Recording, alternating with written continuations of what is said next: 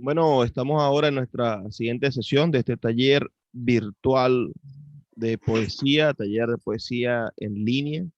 Hoy vamos a conversar sobre un tema que me parece bastante interesante. Si en la sesión pasada hablamos sobre la poesía como vanguardia infinita, hoy vamos a hablar de la poesía como expresión de lo sagrado. Y antes de entrar en la materia tajante, deberíamos intentar entender cómo el hombre ha definido lo sagrado a través de su relación con el arte, ¿no? El, el escritor o el crítico literario Hauser en su Historia Social del Arte nos dice que las primeras expresiones artísticas sin duda eran expresiones mágico-religiosas, que el concepto de arte no nace sino posteriormente a la reflexión de la acción del arte. Por ejemplo, en la cueva de Altamira, en el momento en el que el hombre pone su, su pincel con estas arcillas y logra dibujarse a sí mismo o a su comunidad persiguiendo al mamut, uh, está desarrollando un rito, y quien está pintando allí, quien está haciendo esa representación social del acto social, no está haciendo un registro ni está haciendo algo divertido, sino que en el medio de esa cueva está intentando hacer un hechizo, está intentando producir una realidad a partir de la visualización que le permite la representación artística. Eso, esa esa idea de que el arte en su inicio no es sino una proyección mágico-religiosa de la voluntad del hombre, entonces nos permite empezar a entender que desde un inicio, desde un principio, desde las primeras manifestaciones artísticas del hombre, desde las primeras representaciones del hombre, el hombre ha intentado siempre entrar en contacto con lo sagrado, entrar en contacto con las manifestaciones mágicas, entrar en contacto con la capacidad que tenga el ser humano para transformar su realidad a partir de lo inexplicable.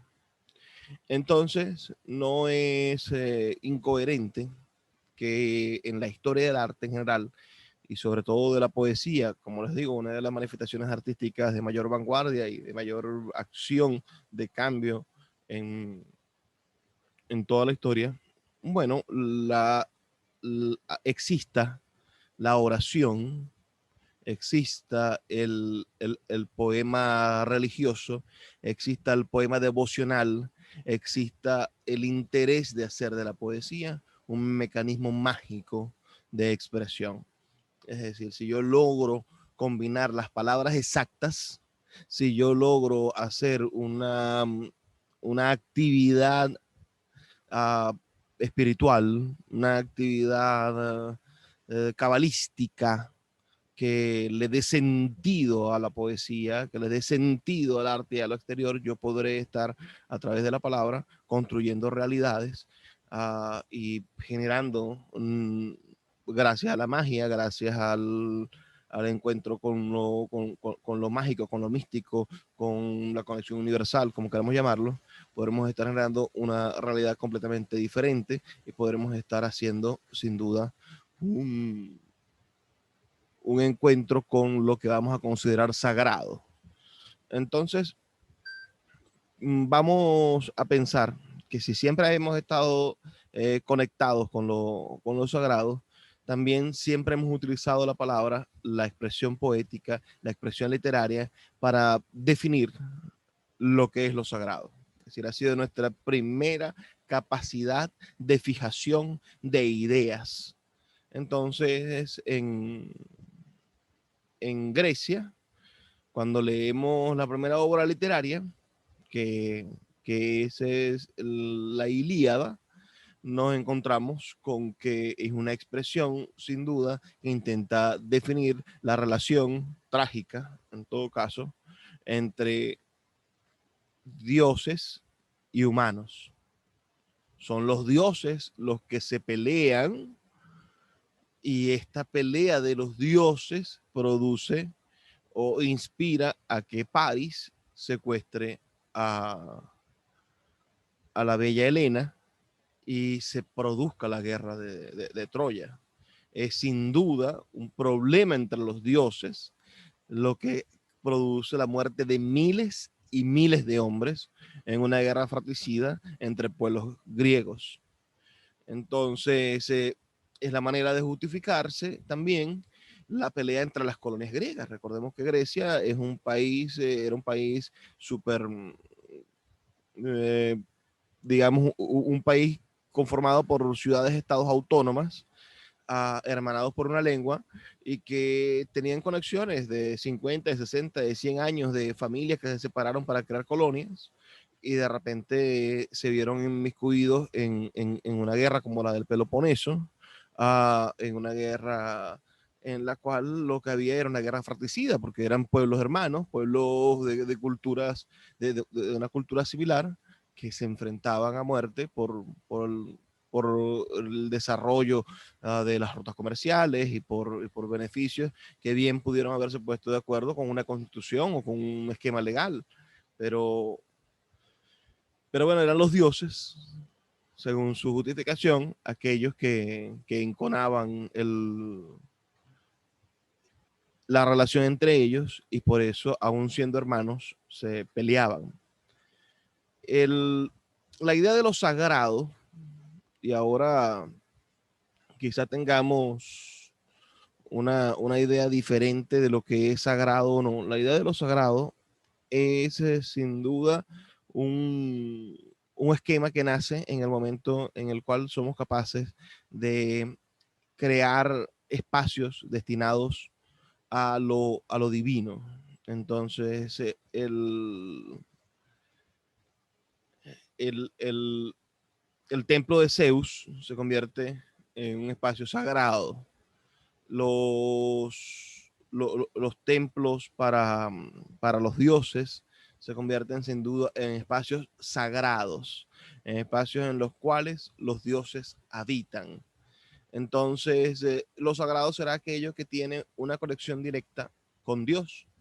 Y veremos, por ejemplo, que todo en la Ilíada desemboca gracias a que hay, sin fuera de las normas de la guerra, hay un acto de ultraje a un templo y la violación de, de las sacerdotisas produce, bueno, que los dioses conlleven a la disolución del conflicto. Eh, Después, la siguiente obra literaria que vamos a entender una relación con lo sagrado y que va a haber una definición de lo que es lo sagrado, y quizá es el paradigma elemental de un personaje trágico, es la Odisea, ¿no? En la Odisea, Ulises se enfrenta a lo sagrado, se enfrenta sin duda a las actividades mágico-religiosas que atormentan su destino y se antepone a ellas. Y ahí entonces encontramos lo que será el complemento de lo sagrado, que será lo profano, porque Ulises es sin duda un profano, un hombre castigado por, por Zeus, castigado por Poseidón, el dios de los mares, y enviado a sufrir, bueno, el destierro, el acto de, era el castigo más grande para un hombre que tenía un apego gigantesco con su familia. Entonces, en el nacimiento de lo sagrado también está el nacimiento de lo profano como argumento literario.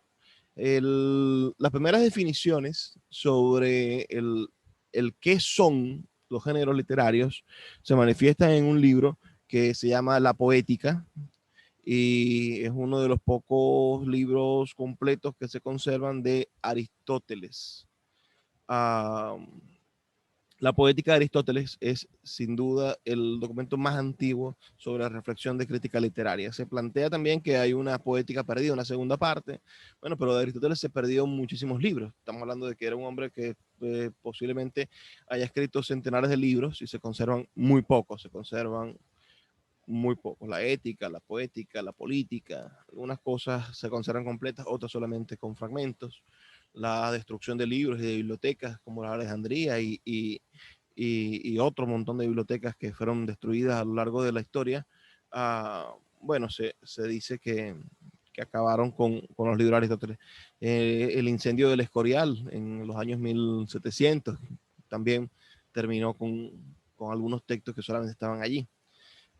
Pensemos que ese texto que sí nos llegó, la poética de Aristóteles, uh, es una de las piezas más interesantes, y allí Aristóteles habla de tres géneros literarios, aunque dedica todo el libro a desarrollar uno solo, pero al principio nos habla de que existen tres géneros literarios, nos dice que existe la lírica, como expresión poética del yo del poeta.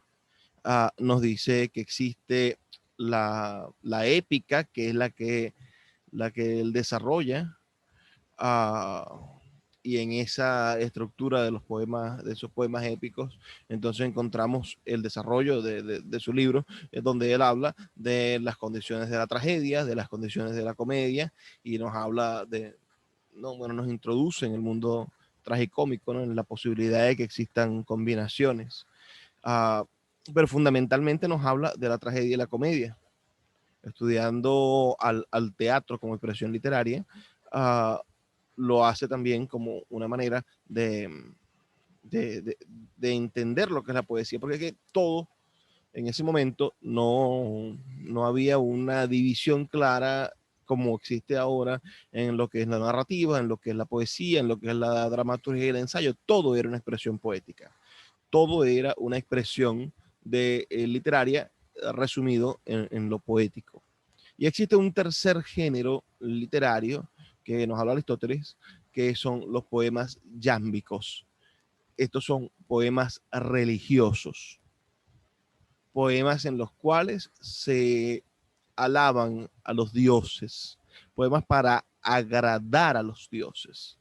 Entonces, ya desde el principio, desde el primer género de la crítica en este texto que llamamos la poética de Aristóteles, ya vemos entonces que existe, que el hombre ha prefigurado un género literario solamente para alabar a los dioses. Pensemos entonces en poetas griegos como Píndaro, el gran poeta de las Odas y el gran poeta de las Olimpiadas, debido a que a los ganadores, a los grandes atletas, se les escribían poemas para celebrarlos. Entonces, en esa estructura celebratoria, lo que comenzaba era con un agradecimiento a los dioses.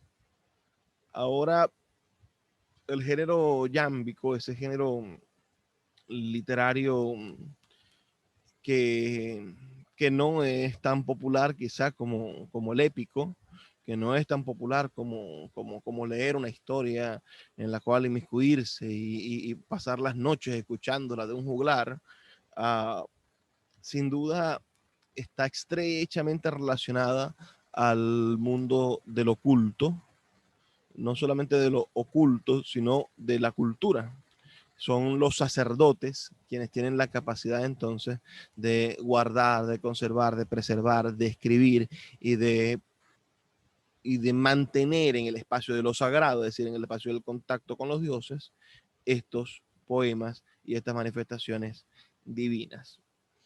Hay en el teatro griego, entonces, elementos que van a empezarnos a dar ideas de cuán conflictivo o cuán importante es el planteamiento de lo sagrado en la literatura. Pensemos en Edipo Rey y pensemos en la manera en la cual Edipo estaba condenado sin ningún otro precepto a cumplir el destino de los dioses.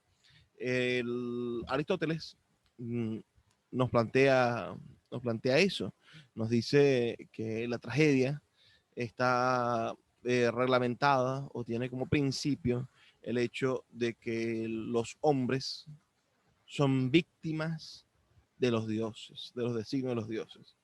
Será la tragedia, como género literario, la manera en la cual lo sagrado se va a expresar su voluntad y los hombres no van a poder hacer nada para cambiarla. El hombre va a rogar a su Dios, pero el Dios ya ha tomado la decisión. El hombre es simplemente una marioneta de los designios de Dios. Entonces, el sino trágico es el intento fallido siempre del hombre de contradecir los deseos de Dios. Nos planteará Aristóteles entonces que existe también la comedia en la cual los dioses no aparecen, o si aparecen, aparecen sin voluntad de cambiar la realidad, y todo lo que observamos en la comedia es la relación entre los hombres. Entonces, aunque leamos, por ejemplo, a un gran escritor cómico como Aristófanes, Aristófanes en su libro Las nubes nos plantea relaciones de, del hombre por el hombre. En Las nubes se parodia a, a Sócrates y su suicidio. Entonces, ciertamente se le acusa de sofista, se le acusa de ser un crédulo y de inventar una filosofía sin basamento, y esto conduce al personaje al suicidio. Todo es entonces entre el público, las personas y las relaciones, bueno, tristes o de posibilidades reducidas que tiene el ser humano. Entonces, lo cómico no es para los griegos lo, no es para los griegos algo divertido. Pensemos en eso. Sino que es algo en lo cual los seres humanos manifiestan sus miserias. Regularmente la gente se divertía muchísimo viendo una obra cómica. ¿Por qué? Porque se retrataban a personas de la realidad, se emulaban como en Las nubes a personas famosas, se mofaban de ellas, y por eso la gente, bueno, disfrutaba del chismorreo de estar en presencia de una obra que critica tu realidad. Ahora, en lo trágico no, en lo trágico siempre había una norma de, de, de respetar la presencia de los dioses, y era una manera del culto a los dioses. Estas obras, estos festivales, el festival, el festival dedicado a Apolo, el festival dedicado a Dionisio, estos festivales que se hacían una o dos veces al año en las diferentes ciudades griegas y donde los dramaturgos pasaban, bueno, escribían para ganar estos festivales, estaban antecedidos siempre por poemas yámbicos, por poemas que los sacerdotes leían para poder agradar a sus dioses. Y todos los actos de acción literaria y estas expresiones de la literatura eran o estaban enmarcadas en fechas de acciones civiles, pero acciones civiles religiosas. Los festivales se hacían para agradar al Dios, y las obras que se presentaban en esos festivales griegos eran malas, ese año seguro habría una mala cosecha.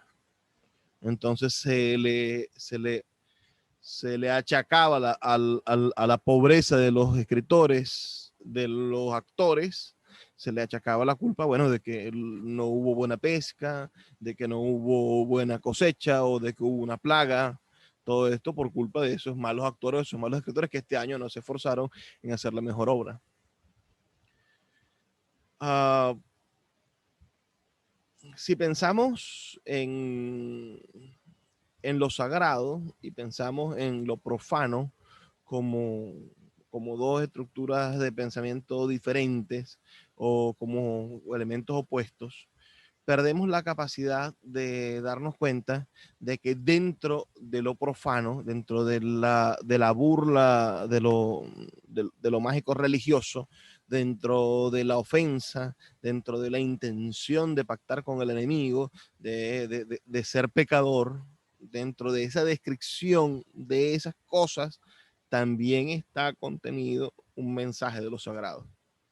Entonces, cuando empezamos a caminar en el mundo de la literatura, cuando empezamos a entender la vis del romano, que ya no ve en la literatura un precepto religioso y de adoración religiosa como lo vieron los griegos, sino que nos encontramos al romano, que es un citadino, que confecciona nuestra idea de ciudad y de encuentro urbano, uh, y entiende el romano que el arte son elementos distractivos, que el arte es entretenimiento, que el arte es sin duda un esquema de encuentro con las posibilidades, no solamente de transformación religiosa o de transformación a través del hechizo y de la magia y de la fe, sino que el arte es un vehículo de construcción social y de construcción de prestigio y de conseguir la inmortalidad a través de la consecución de grandes obras literarias o de grandes obras artísticas. Entonces, cuando nos topamos con el genio romano, el genio romano nos plantea otra posibilidad de encuentro con lo sagrado. Para, para los romanos, el arte no es sagrado. Para los romanos se pinta, se dibuja, se hace escultura, se hace arquitectura por extremo placer. Los romanos son, en todo caso, la gran sociedad hereje. Los romanos son la sociedad que en su mayoría decide dar la espalda a sus dioses y por eso ellos siempre andan en esa búsqueda o en esa justificación del castigo, es decir, estamos haciendo esto o estamos recibiendo estos malos tratos porque los dioses nos están castigando porque nos hemos olvidado de los dioses. Los dioses empiezan a morir, como plantea Nietzsche, ¿no?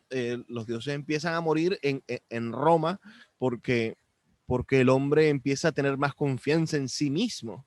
En el momento en el que el hombre se erige como defensor de sí mismo, en el momento en el que el hombre entiende que es el dueño de sus acciones y no son los dioses los que lo bambolean, entonces nos encontramos con la posibilidad de que los dioses vayan muriendo y de que sean, si no, los hombres, los romanos, los que intenten generar sus cambios. Serán los cultos de lo religioso de los romanos, serán cultos domésticos.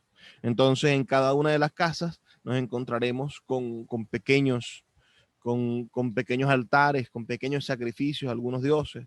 Y los grandes templos, que eran las estructuras griegas, es decir, hacer grandes templos, se convertirán en pequeñas empresas o en pequeños esquemas de acción religioso y lo sagrado no será sino un desarrollo individual. Cada uno de los romanos tendrá una fe diferente en los diferentes dioses. No hay la posibilidad de pensar que todos los romanos creyesen o fuesen devotos de Apolo, por ejemplo, como si en Grecia todos le debían obediencia y respeto a Zeus, el rey de los dioses.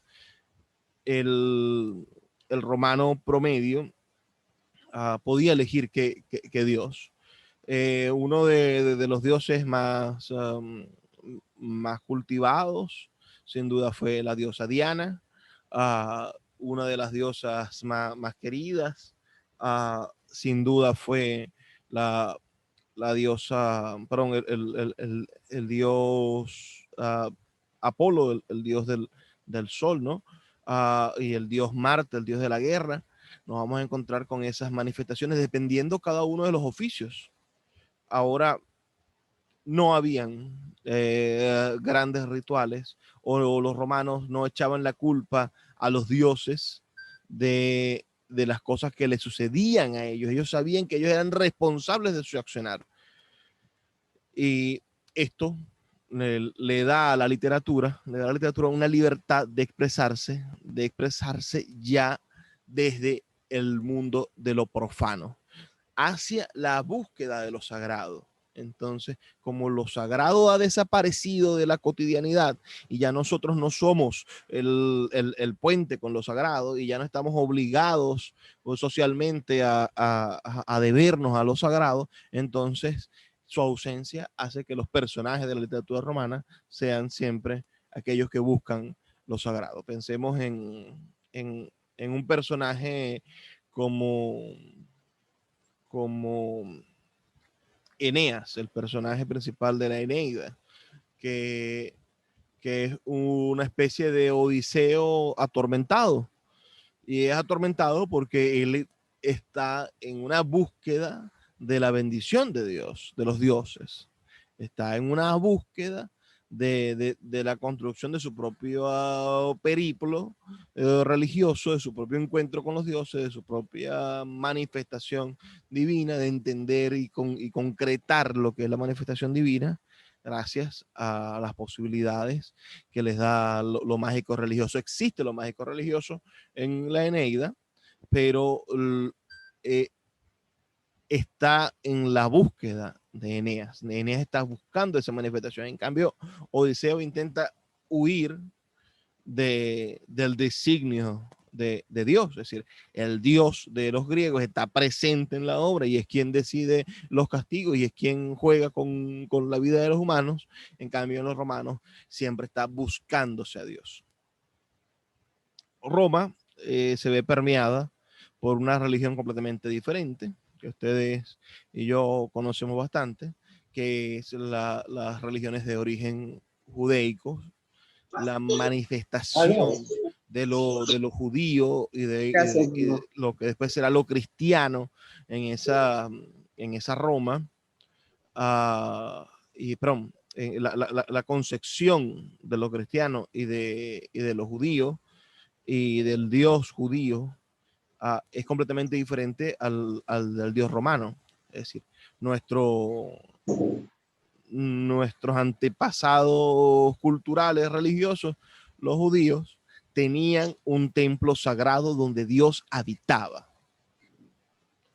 Desde el desierto, Dios había mandado a crear un espacio invisible cubierto por aquellos mantos y con un sumo sacerdote que cuidaba la presencia y la existencia de Dios.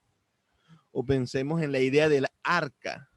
Existía algo dentro de esa arca de la alianza que contenía de cierta manera una parte de Dios. Esos elementos, ¿no?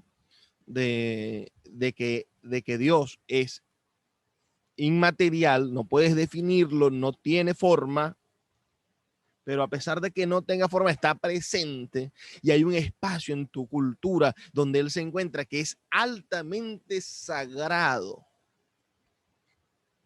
La idea de lo sagrado, a partir de los judeocristianos, es completamente diferente a la idea de lo sagrado griego, porque si bien los actos culturales y religiosos, artísticos de los griegos en representación de los dioses eran para agradar a los dioses, este Dios cristiano no quiere, este Dios judío, no quiere que lo representen.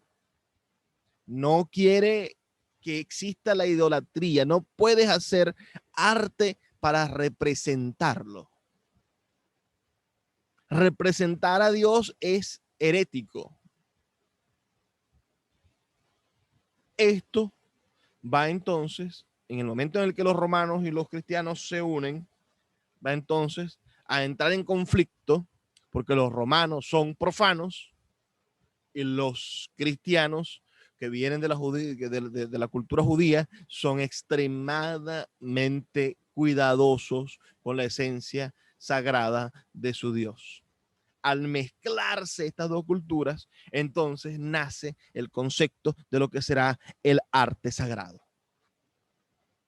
la necesidad del Imperio Romano de tener objetos de entretenimiento, de disfrute del arte, esa vis urbana citadina de los romanos se va a imponer frente al deseo judío de la no representación de los dioses y va a intentar crear un esquema de representación sagrado, un esquema de representación puro, prístino, censurable, en el cual no haya ningún atisbo de ideas profanas.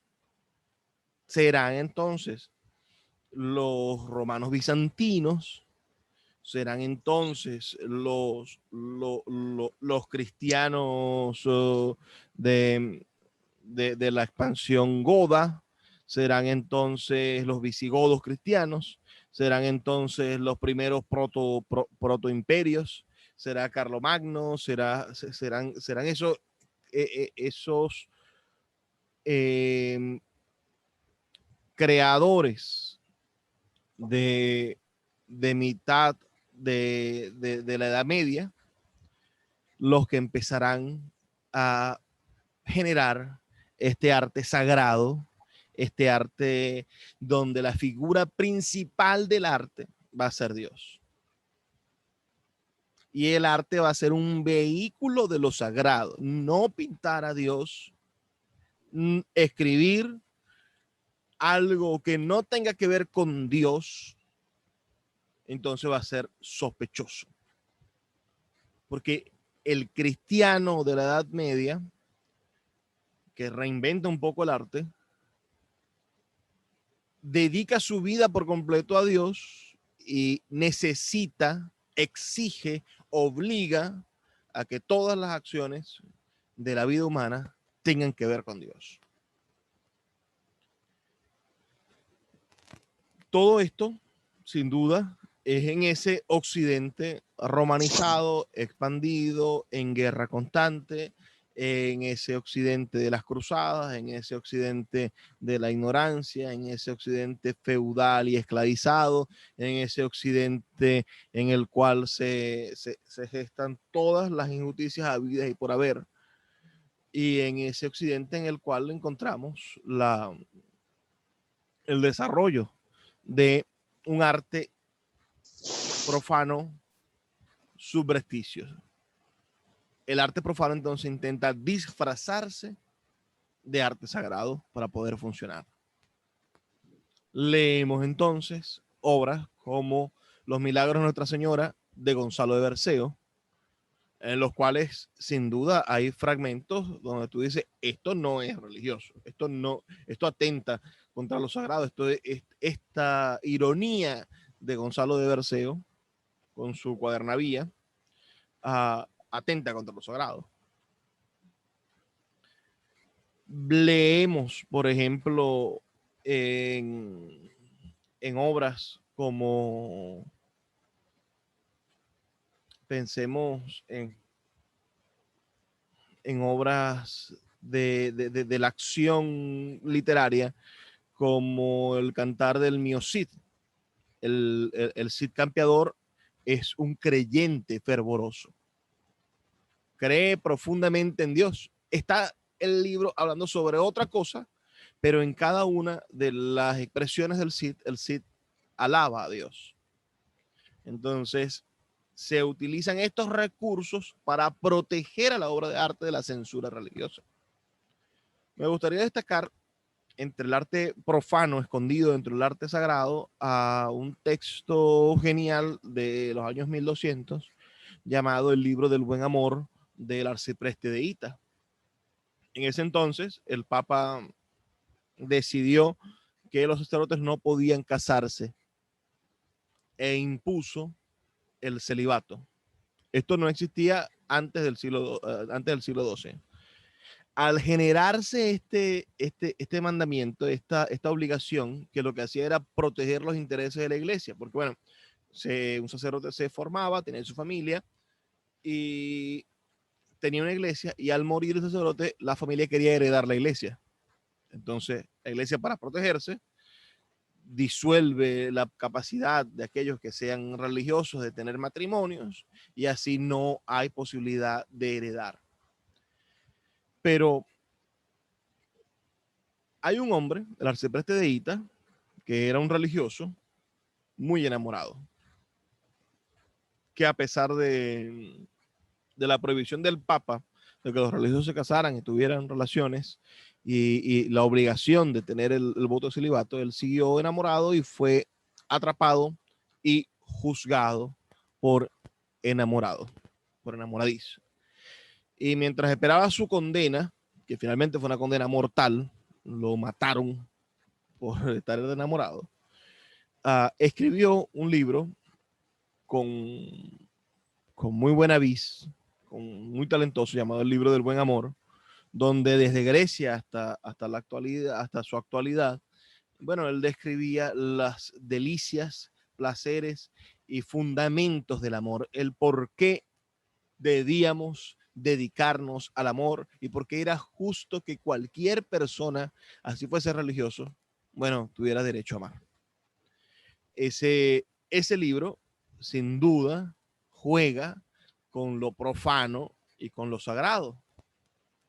Y además es profano en el sentido en el que va contracorriente del mandamiento cultural actual o de lo que fue el mandamiento del Papa. Era una revelación, en el sentido de revolución, de enfrentamiento. Se rebelaba ante el poder establecido. Pensemos entonces también que los escritores utilizan a los pecadores como, como ejemplos de lo que no debe suceder y pensemos que lo sagrado entonces siempre se va a manifestar de una manera, de una manera ejemplificadora.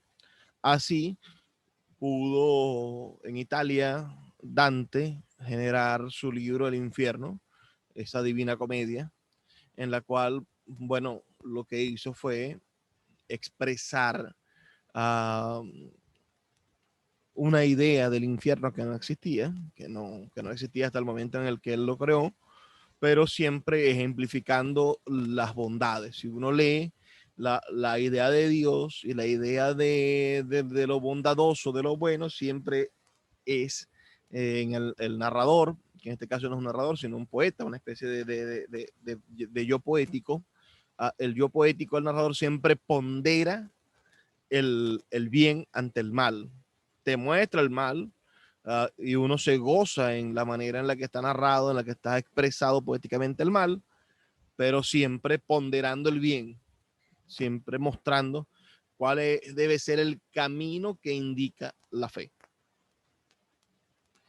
Así vamos a continuar hasta llegar al hombre renacentista, donde el arte, bueno, empieza a liberarse completamente de lo religioso y el nacimiento de los estados burgueses le da la posibilidad de recuperar al arte su esquema de entretenimiento, le da la posibilidad al arte de volverse a entronizar como planteamiento para el disfrute y no solamente con la obligación de que sean los dioses los que, los que reciban el arte como un esquema de oración, ¿no? Como si estuviésemos haciendo toda nuestra dinámica humana para rendirle culto a ellos. Serán esos años de la configuración del Renacimiento los que le van a dar forma a lo que es otro aspecto de lo sagrado, que es el atributo de lo bello como sagrado. Será lo bello, la nueva manifestación de lo sagrado, será lo sublime, la nueva manifestación del encuentro con lo sagrado, y vamos entonces a la búsqueda siempre de la belleza absoluta y esto va a estar mediado por las manifestaciones de grandes pintores y de grandes escritores. Si vemos la realización de Miguel Ángel, vamos a entender que allí las capacidades de creación de lo hermoso, de lo perfecto, de lo bello, eso nos va a permitir entrar en contacto directo con lo que es lo sagrado y lo sublime. Entonces, estaremos frente a la obra de arte perfecta, estaremos en contacto directo con las capacidades del ser humano de entrar en contacto con lo divino. Al ver la Capilla Sistina, estamos en contacto con lo divino. Al ver el David, vamos a estar en contacto con lo divino. Al ver las obras de Leonardo da Vinci, vamos a estar en contacto con lo divino. Al encontrarnos con Donatello, vamos a estar en contacto con lo divino, porque son manifestaciones de la divinidad, de la capacidad que tiene el hombre de generar sublime, elementos sublimes, y al mismo tiempo entonces de rozar con lo sagrado.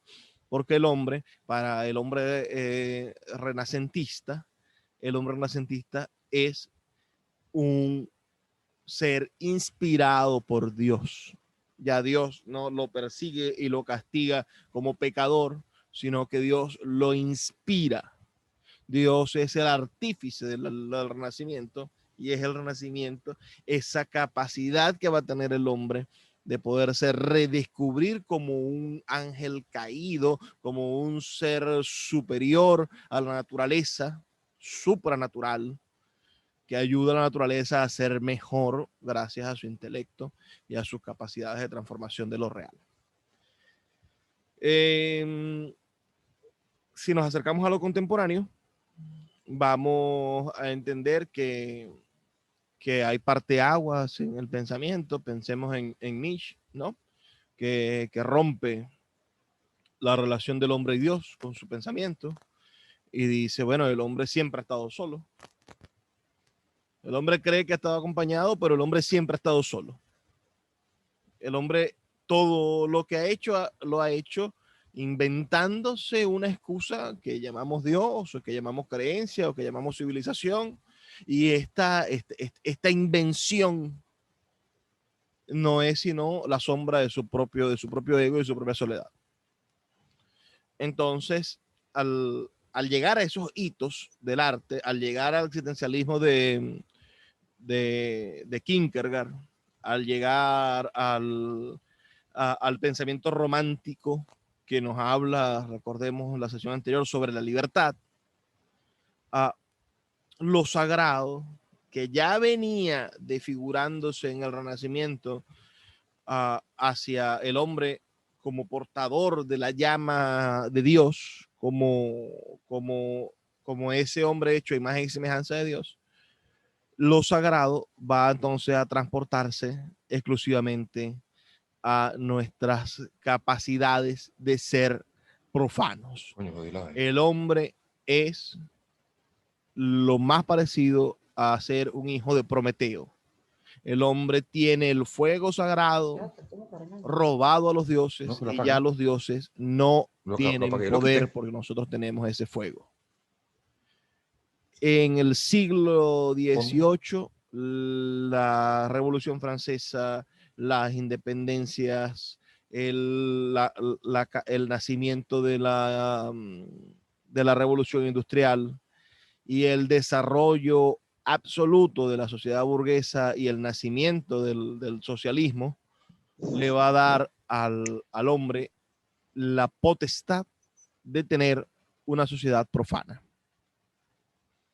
Una sociedad profana que se materializa entre el siglo XVIII y el siglo XIX, se materializa en el siglo XX, en nuestra sociedad contemporánea, en el cual el arte sagrado desaparece.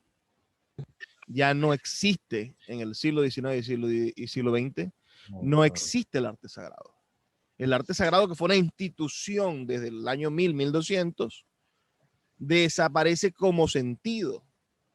Se convierte en una caricatura el arte sagrado. ¿O acaso nosotros pensamos, les pongo eso para que reflexionen más adelante, pensemos en la gente que pinta un José Gregorio Hernández o que pinta una virgencita, se convierten en artesanos del arte, se convierten, pero el hombre perdió la motivación de hacer la gran obra de arte inspirada en Dios.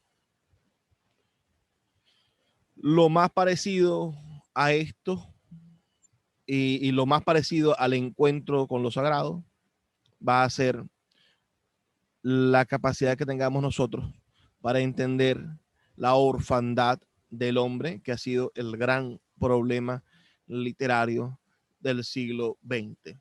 El hombre es huérfano.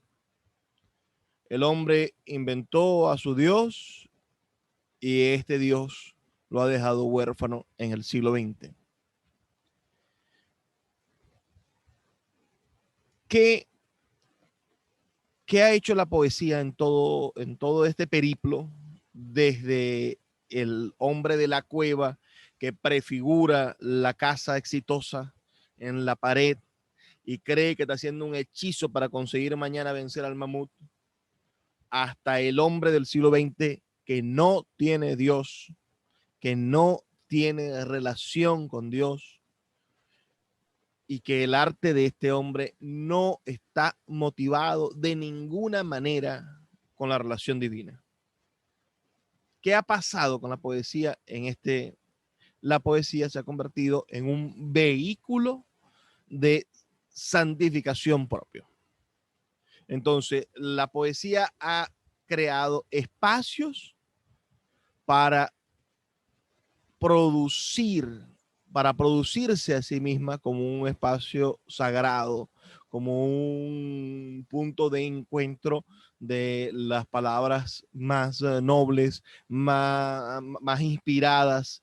La poesía se ha convertido, y por eso preponderan las palabras de lo sagrado, ¿no? En la poesía, cuando se dice la palabra, la poesía conduce, lleva la palabra.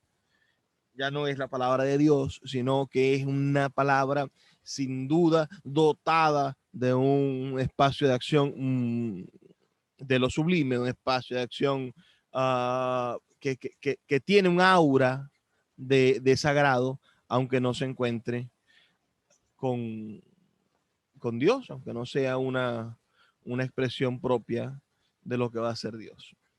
Será entonces siglo XIX y siglo XX el espacio perfecto para que nazcan poemas como el poema de Walt Whitman, cuyo primer verso, si lo leyeron, dice: yo me celebro y yo me canto, y todo cuanto es mío también es tuyo, porque no hay un átomo de mi cuerpo que no te pertenezca.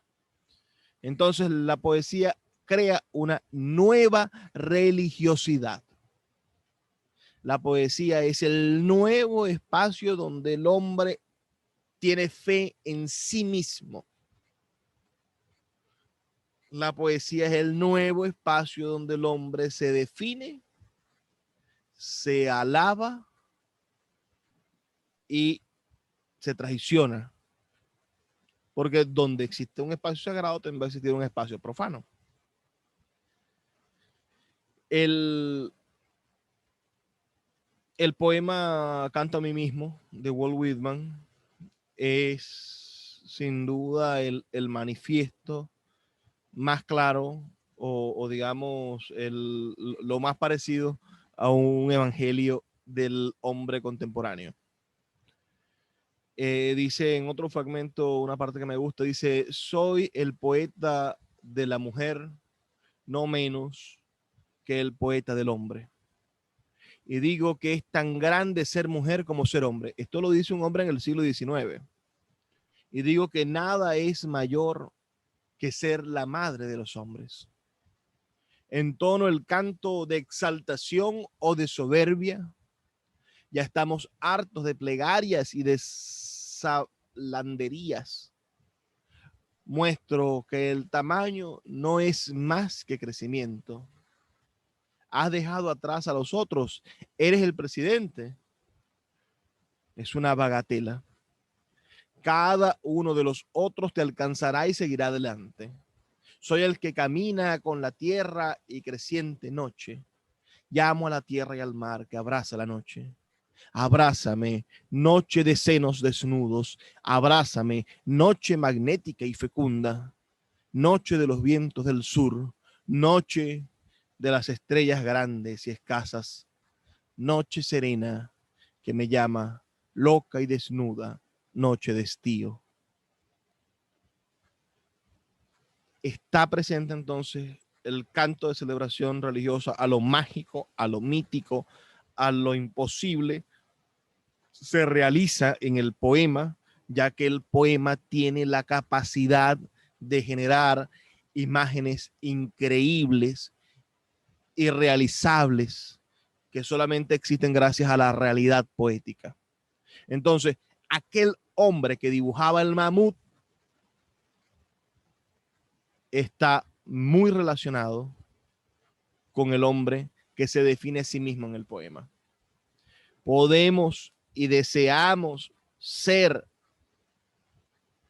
los que venzan al mamú al día siguiente en estos poemas en los cuales somos capaces de definirnos interiormente y, y de entender nuestra sociedad, aún a pesar de que al intentar entenderla, la agredamos o sintamos que ella está perdida.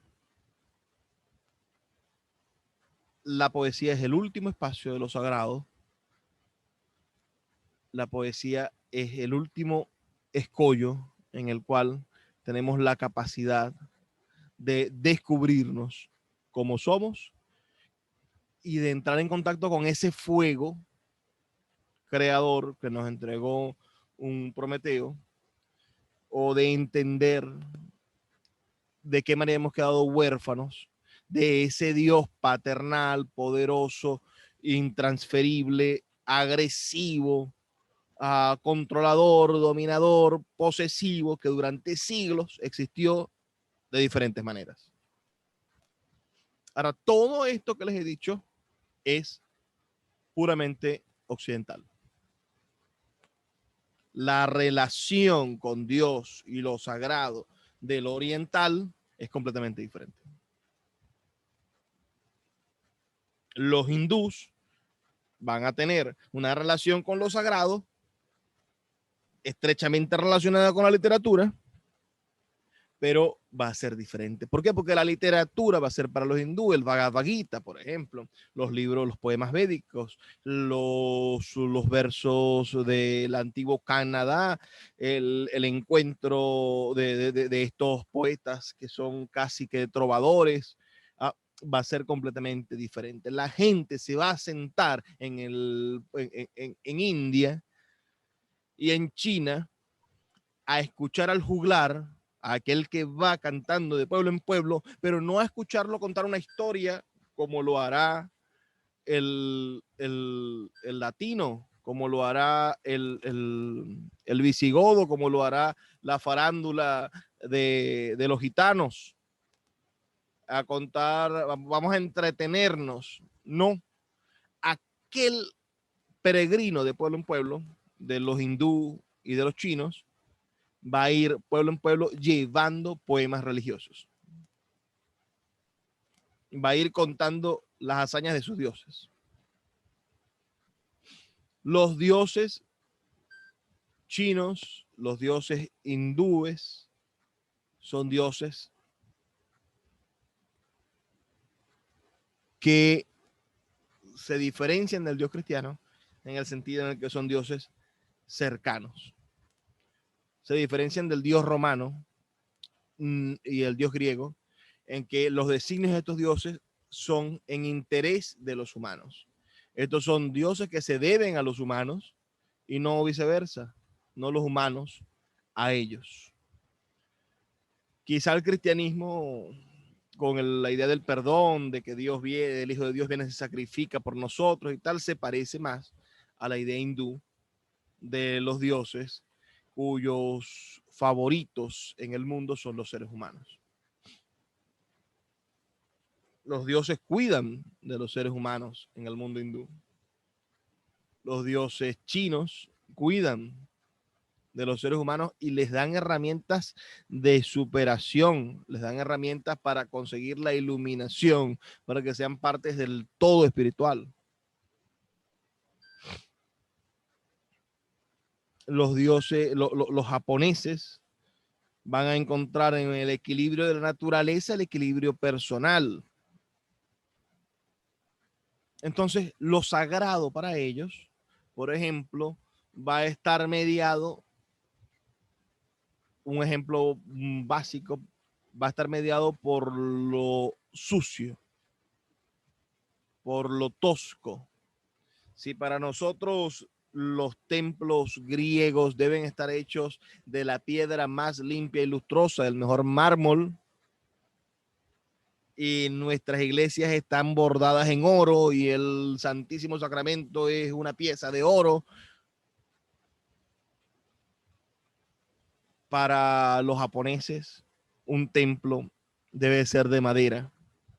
Para los hindú, un dios repleto del mo o cubierto, un templo cubierto por la naturaleza, es un templo en que está en equilibrio con el mundo. Nuestras concepciones de la manera en que cuidamos a lo sagrado en Occidente son diferentes a la manera en la cual lo sagrado se integra con el mundo en lo oriental. Y en el siglo XX, siglo XIX, esa idea de lo sagrado oriental se va a acercar a la idea de lo sagrado de Occidente. Occidente ha matado a los dioses y Oriente tiene unos dioses diferentes. Entonces muchos poetas, muchos creadores van a encontrar en la filosofía oriental esquemas para acercar a Occidente a lo sagrado. Así vamos a encontrarnos a un poeta maravilloso como Allen Ginsberg, que se convierte en Hare Krishna.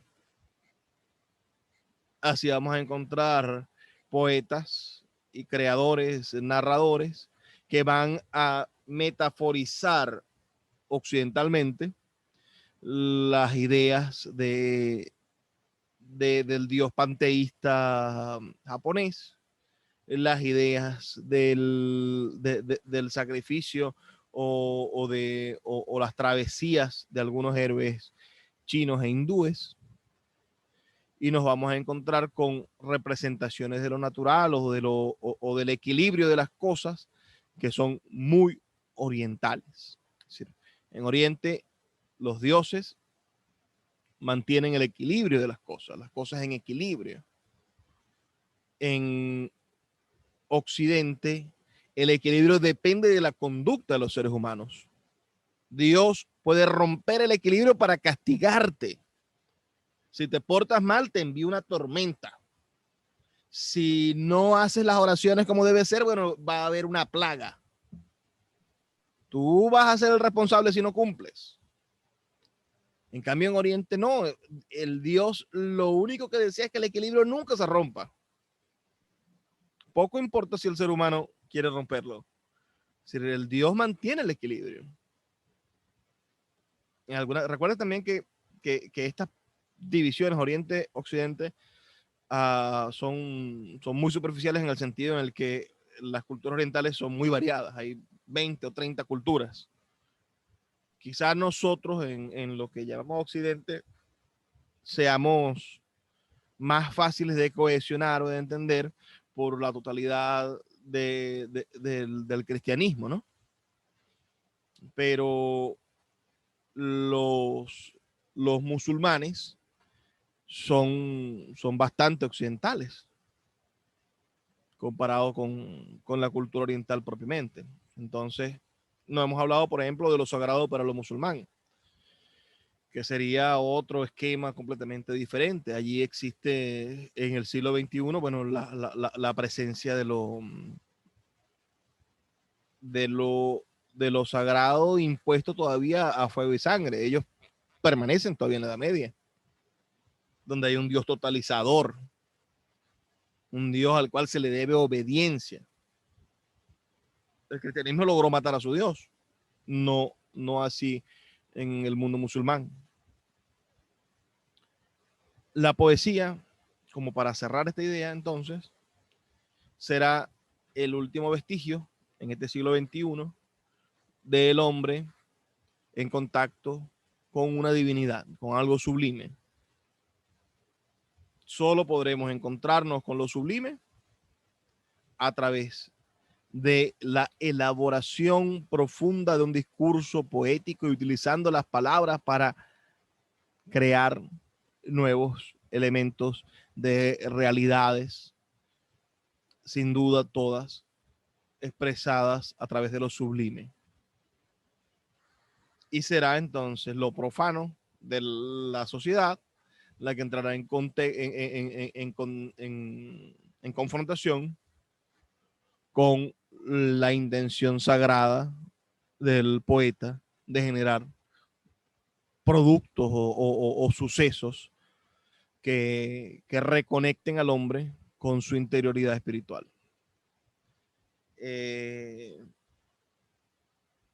¿Algunas preguntas para que conversemos sobre esto?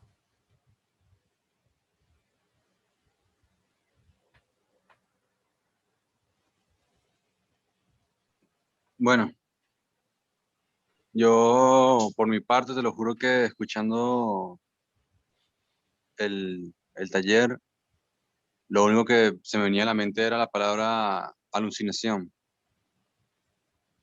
en el sentido de cómo si algo tiende a la verdad, a lo bello y lo sublime, como puede ser el arte, como puede ser la poesía, o incluso con el tema anterior de las vanguardias, como, y la alucinación no nada más personal, sino la colectiva, ¿no? Este tema de los dioses, de que son varios, después son uno solo, después ese dios muere y después hay que retomar como que la globalización como hecho fehaciente de la vida cotidiana del hombre. O sea, me parece que todo lo que se ha hecho ha sido simplemente una alucinación en cuanto a no una salvación personal ni colectiva, sino a una permanencia de esa cultura, pues, ¿no? Porque, o sea, ¿qué se busca, no? O sea, que en verdad se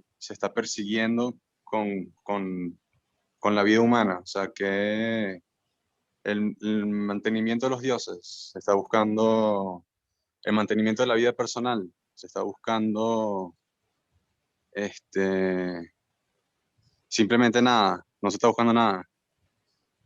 Entonces, no sé hasta qué punto, claro, porque uno lee bastante, o sea, lee lo que puede, lo que se consigue, además que no son tiempos para conseguir mucho no hay unas bibliotecas como tú dices, o, ¿sabes? Bueno, está como todo muy a la vez oculto y a la vez en escuelas, pues, por decirlo de alguna manera.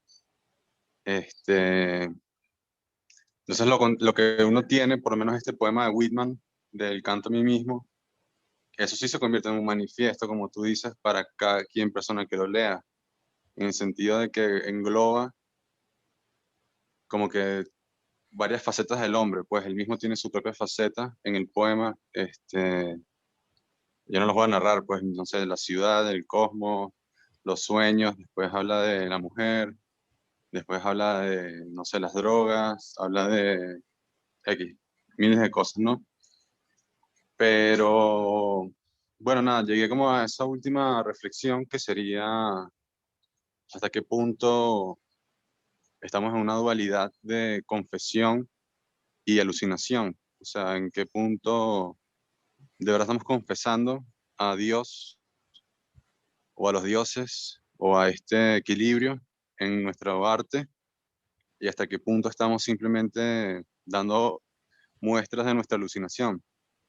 Mira, cuando hablaste de alucinación me acordé de Timothy Leary, que fue un creador un Sí, el del poco, ácido. el del ácido, ajá. Escribió un libro de los muertos, el libro tibetano de los muertos, Sí, sí, yo lo que es leí. un libro sagrado de la cultura oriental, pero él hace una versión de una especie de guía de experimentación o de documento de lo que se siente utilizar LSD, de lo que se siente utilizar las drogas estas fuertes de los hippies de los años 60.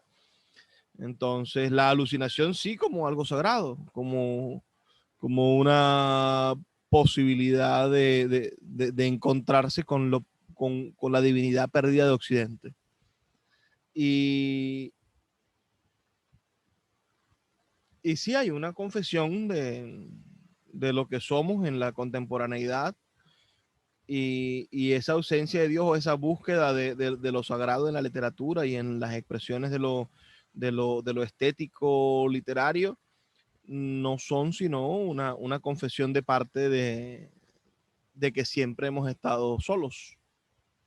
Y esto se lo debemos a Nietzsche, ¿no? A la idea de que Dios ha muerto. Sí, sí, sí, sí. Yo me leí el libro Tibetano de los Muertos, me imagino que el original, no el de Timothy. Y, o sea, y como que se está buscando, simplemente en pocas palabras, es que el cuerpo, el espíritu llegue a su nuevo cuerpo, pues, ¿no? Ese tema de la... Sí, el libro tibetano de los muertos, el libro sagrado de estos budistas, lo que Está habla en es, prosa, pues, ¿no? O sea, simplemente, o lo, sea, es lo, como una guía, pero está narrado como si fuese un canto, pues. lo que habla es el camino hasta la iluminación después de que te mueres. Pero Timothy Leary escribe un poema donde te habla de que una vez consumes el LSD y entras en el proceso de alucinación, estás conduciéndote hacia la iluminación, que hay dos maneras, o te pierdes en el infierno de esa droga, o utilizas esa droga para entrar al estado más alto del nirvana y de la elevación espiritual. Sí. Y todo lo hace con metáforas muy buenas. Sí, bueno, yo no sé si ustedes sepan de lo que es lo cuántico, en el sentido de esto de que una cosa que es no puede dejar de ser, sino que va como una sucesión de cosas. Y es lo que está, básicamente lo que entiendo es que es un salto hacia lo cuántico en el sentido de que no hay vuelta atrás del probar la droga, ¿no? Pero tampoco hay salto atrás después de vivir. Entonces, o sea, yo entiendo lo que quieres decir de que es una proeza, ¿no? Lo que hizo Timothy Leary en el sentido de que definió una generación que hacía esta droga y que se llevó, bueno, por los cachos a muchos dogmas que existían, pues, ¿no? En cuanto a la cultura. Em, pero yo me refería a la palabra alucinación en el sentido no inducido por una droga, sino por de verdad la contrariedad del intelecto. O sea, que no es lo sublime, no es bello, pero que es simplemente algo que uno cree, pero que no es verdad. Claro. No sé si algunos de ustedes tienen otros comentarios. Esperamos. Bueno, a mí me parece que cada sociedad, escuchándote, me parece que cada sociedad tiene unas necesidades especiales, particulares, que van de acuerdo con el tiempo.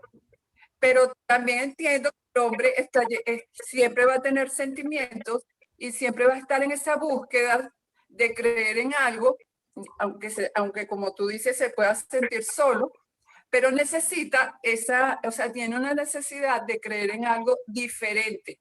Y eso diferente, bueno, puede ir por lo que dice Pedro o puede ir por eso sagrado, eso no me lo toque, eso de ser algo divino, especial. Y por eso pienso, bueno, que a medida que van pasando las sociedades, van surgiendo cambios particulares y que, como tú dices, ahora con la poesía se crean nuevos espacios que están llenos de libertad, como el poema de Whitman. Esto en todos los sentidos, en el contenido, en la métrica, todo eso es una libertad absoluta que para mí también tiene algo así como de existencialismo, algo de triste, porque él busca, o sea, en la medida que va diciendo cosas que son del hombre, que son muchos temas, también tiene cosas como que no se consiguen, como algo triste. Eso es lo que yo pienso. Muy bien, Sí, muy bien. voy a continuar. Me gustó mucho la idea de, de la persona que está hablando, creo que dice Elena. Sí. Efectivamente, yo creo que lo que más me suena a mí de rescatar de todo esto es como desde un momento todo está imbuido por la religiosidad y en un transcurrir de tiempo ahora estamos totalmente desamparados, ya con el existencialismo ya de posguerra, ya empezamos a entender al hombre como más arrojado al mundo sin ningún tipo de divinidad que lo respalde. Ya Sartre ya hablaba de que el ser humano está arrojado libre, responsable y sin ningún tipo de excusa en la tierra. Entonces, todo esto yo creo que conduce, sintomáticamente lo vio Nietzsche también, conduce a una destrucción de lo metafísico. Ya no hay una estructura metafísica mística y aquí Kierkegaard vio en esa ausencia del salto de fe la desesperación y la angustia. Yo creo que ahí es donde quiero llegar. Una vez que anulamos toda esa, ni siquiera la palabra es anular, una vez que dejamos detrás toda esa religiosidad y nos vemos enfrentados con nosotros mismos, eso no genera una necesidad especial de echar mano a otros elementos. Esa ausencia de lo místico no deriva en algo, pues podemos ver que no por casualidad las corrientes New Age que pues echan mano de cosas orientales, de hinduismo, de budismo, de culturas precolombinas. También está el tema de la ayahuasca, ya que estaban hablando del tema conexión droga, religiosidad. O sea, no hay una desorientación total producto de esa ausencia.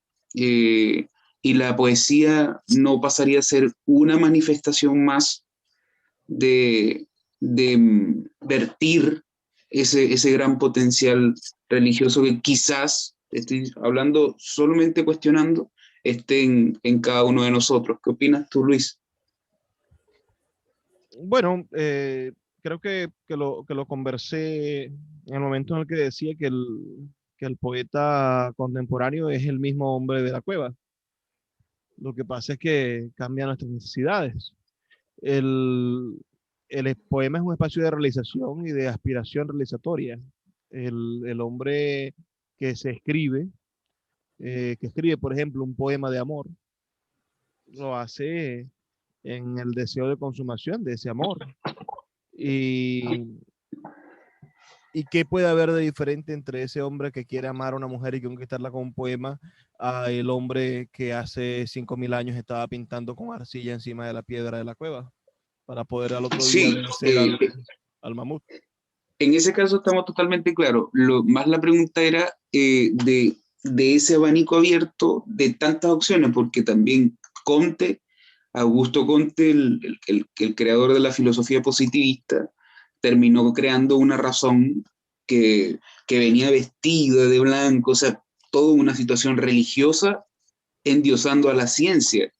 Eh, Podemos endiosar la ciencia. Marx terminó haciendo un endiosamiento de sí mismo como una especie de profeta que traía a los obreros la buena nueva.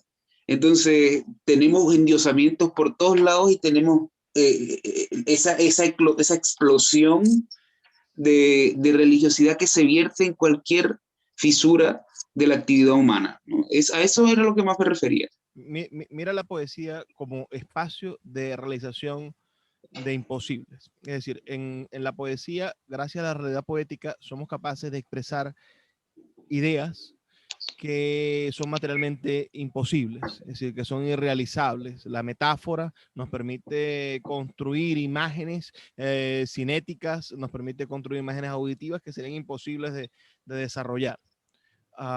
Esta capacidad que tiene el poema para permitirnos como un espacio de seguridad entender o disfrutar estéticamente o encontrarnos con el imposible, es para mí el último espacio en el cual lo sagrado es verdadero, porque ¿qué era lo que mantenía en la Edad Media a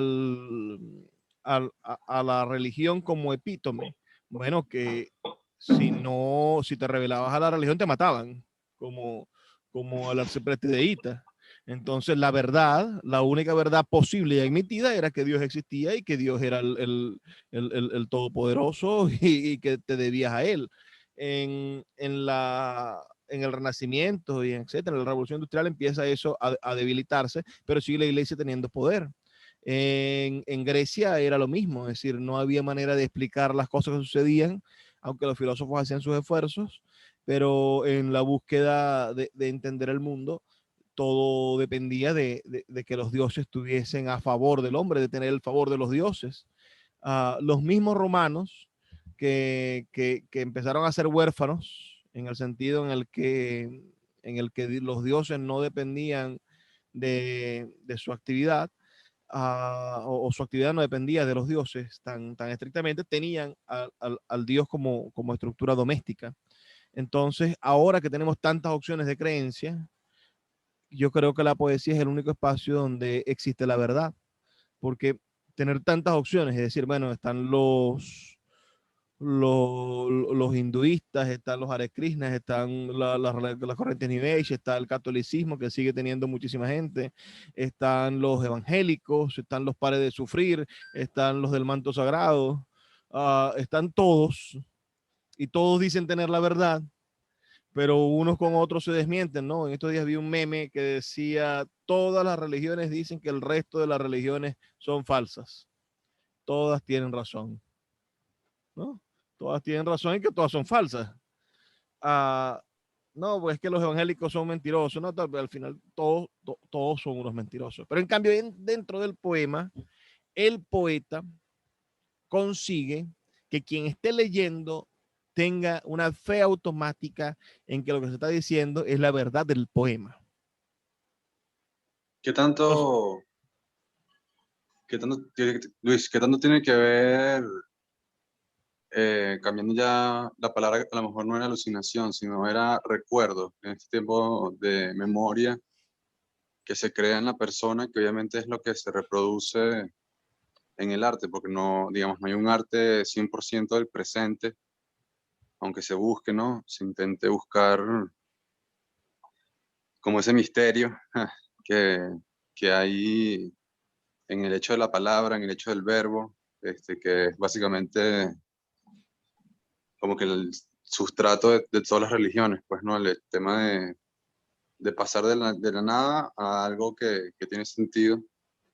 ¿Qué tanto la poesía juega con el recuerdo del poeta? ¿Qué tanto juega con la memoria que se quiere tratar de transmitir? ¿O hay posibilidad de transmitir mero presente sin, sin caer en, sin caer en enlodada, obviamente, y sin caer en un dogma, ¿no? Bueno, uno de los elementos que va a permitir que la poesía contemporánea sea buena o que nos encontremos con un buen poema es la capacidad que tenga el poema para transmitir lo auténtico del poeta, ¿no? Entonces, si el poeta tiene la vis, el, el motivo, la tajante, esa capacidad de demostrarse auténticamente, uh, va a hacer que su poema sea más real. Ergo va a permitirnos tener una versión de él mismo y de su universo muchísimo más completa. Por eso Claro, porque lo que por lo llamas menos recuerdo, Whitman, ¿no? Es decir, encontrarnos con este poeta cualquiera, Whitman, por ejemplo, que pareciera que nos estuviera hablando, a pesar de que han pasado casi 200 años desde que él escribió ese texto, nosotros nos encontramos en ese poema con su sinceridad, con su manera más franca de expresarse, y no podemos dudar de que es la voz del poeta, aunque no estemos de acuerdo con las cosas que diga. sí, o sea, porque a lo que voy en conclusión con esto del recuerdo es que no hay como una separación para mí de lo que uno quiere narrar y de lo que uno recuerda. Y volviéndolo a la alucinación, el recuerdo de la alucinación sería otra alucinación, pero el recuerdo de lo sagrado traería más sagrado, o sea, traería, ¿me entiendes? Como, o lo perdería, pues, porque es sagrado y no puedes recordarlo. Bueno, es que el asunto es que lo sagrado en nuestro contexto ha desaparecido como realización de lo divino, ¿no? Estamos en lo sagrado porque hemos creado un espacio de la búsqueda de Dios. Hemos creado un espacio de la búsqueda de explicaciones a nuestro vacío, a nuestra soledad. Y hemos creado, estamos en lo sagrado porque estamos en la renuncia a lo profano de lo que somos. Es el problema del hombre contemporáneo. El hombre contemporáneo sabe que su Dios es frágil en la razón, pero insiste en creer en él. Sí, Y la bueno, fe es lo ciego. último que voy a decir es, o sea, que me quedo con dos palabras, ¿no? Concepto y epifanía. O sea, tipo, qué tanto los conceptos son sagrados y qué tanto la epifanía de ese momento de religiosidad se puede recordar. Eso es todo. Mira, la epifanía es un elemento muy parecido a la inspiración del poeta. Ah, la epifanía es una especie de inspiración religiosa. A mí me gusta la idea de que los poemas todos son, los grandes poemas todos inician con una epifanía, con un contacto con el todo de lo poético. Eh, ahora, convertir a conceptos de nuestra contemporaneidad en cosas sagradas es ojo actualizar lo mismo, es decir, es darnos la oportunidad de desconfigurarlo. Eso lo decía ahorita Javier, ¿no? Cómo Augusto Comte convirtió al positivismo y a sus conceptos en una religión. El hombre debe de crear contenido, conocimiento de manera acumulativa. Entonces el culto a la acumulación del conocimiento, a la acumulación positiva del conocimiento. Eh, siempre que querramos convertir a lo sagrado en un espacio tangible, nos vamos a encontrar con la posibilidad de desmentir lo sagrado, que es el caso del judeocristianismo. Ajá, y si alguien abría el arca, ¿qué pasaría? Si alguien develaba el manto del santuario, del templo, del sumo sacerdote, ¿qué pasaría? ¿Qué sería de nosotros si logramos ver desnudo a Dios? ¿Seguirá siendo sagrado? Lo sagrado merece o tiene eh, que intentar ser inmaterial por la obligación de salvarse de su propio destino, que es ser profanado. Todo lo sagrado será profanado en algún momento. O sea, que caemos siempre en, disculpa, caemos siempre como en un juego de la mayoría, ¿no? Ya al fin y al cabo, o sea, no me queda más raciocinio que admitir que, o sea, en cada etapa, como decía Elena, las necesidades son las necesidades de la mayoría y es la mayoría la que dicta en la sociología, es la mayoría la que dicta pero en el arte es posible que dicte la mayoría, o sea, de verdad, hay Allí podemos atarlo, Pedro, con lo que decíamos en la sesión pasada, y es que la poesía es vanguardia. Entonces, serán el acto poético nuestra manera de contradecir a la mayoría. Sí, tiene que ser así porque, o sea, la minoría nunca prevalece en la historia. Creo que, o sea, Cristo era una minoría de uno y prevaleció y ese es el milagro, pues, y, o sea, es como un ejemplo, el único ejemplo de minoría que prevalece, pues, creo yo. Debe haber otros, pues, pero ese es el que se me viene a la mente. Bueno, no sé si tiene alguna otra pregunta o si te terminé de responder, Javier.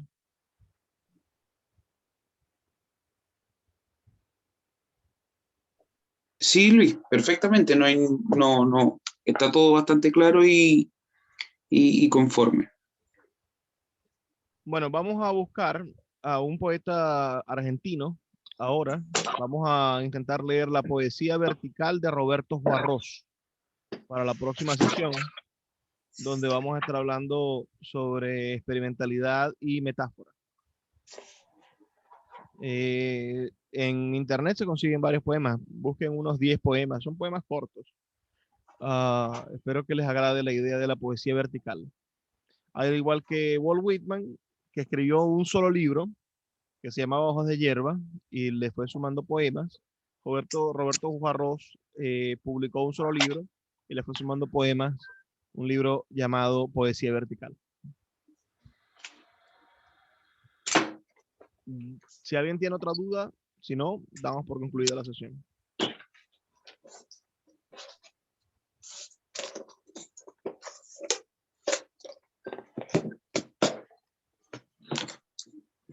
Chao, chao. Hasta. Dime, María. Listo. María, te escuchamos.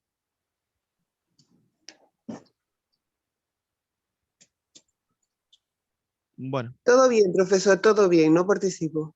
Bueno. Gracias. Bueno, investiguen sobre Roberto Juarros, les voy a enviar algunos poemas para que los lean y los comenten en el grupo y nos vemos la semana que viene. Bien. Listo, chao.